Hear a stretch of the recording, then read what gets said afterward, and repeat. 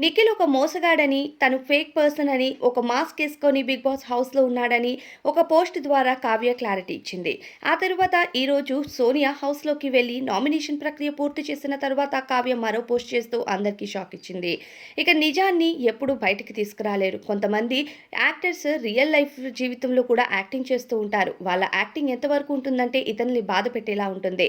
అది మనం అడిగితే మాత్రం మనం తప్పుగా అడిగినట్టు సమాధానం చెప్తారు. ఇంతే అంటూ ఇక నిఖిల్ కోసం కావ్య మరో పోస్ట్ చేసుకుంటూ వచ్చింది. ప్రస్తుతం ఈ పోస్ట్ మళ్ళీ వైరల్ అవుతుంది. అయితే నిఖిల్ జర్నీ బిగ్ బాస్ హౌస్‌లో చాలా చక్కగా కొనసాగింది. టాప్ 5 కంటెస్టెంట్ అని ఆయనకి మంచి ఓట్లు కూడా పడ్డాయి.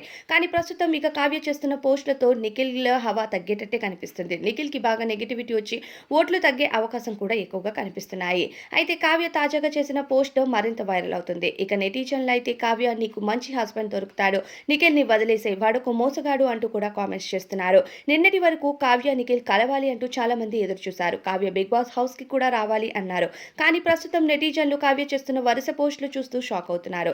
దీనితో కావ్య నిఖిల్ మంచివాడు కాదు. నిఖిల్ ని వదిలేసేయ్. నిఖిల్ ఆట కోసం మాత్రమే నీపైన ప్రేమ ఉన్నట్టు నటిస్తున్నాడంటూ కామెంట్స్ అయితే వస్తున్నాయి. కావ్య నిఖిల్ కలవాలి అనుకున్న వాళ్ళు ఇలా అనుకోవడంపై మీ అభిప్రాయం ఏంటి అనేది కామెంట్స్ లో చెప్పేయండి.